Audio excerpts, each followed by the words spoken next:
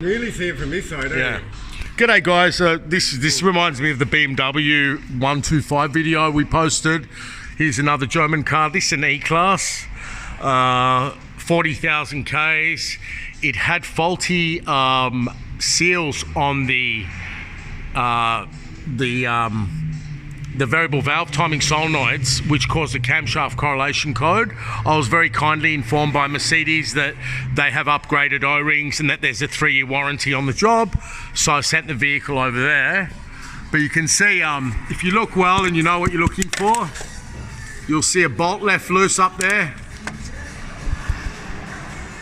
Now that's only a vacuum pump, there's a bracket, but still, it's on a vacuum pump which is leaking oil, so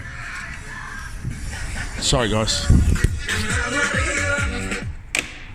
So, if you have had a recall done or a TSB or anything like that, and you know, it looks like your sump's leaking, look very carefully because it could be the vacuum pump.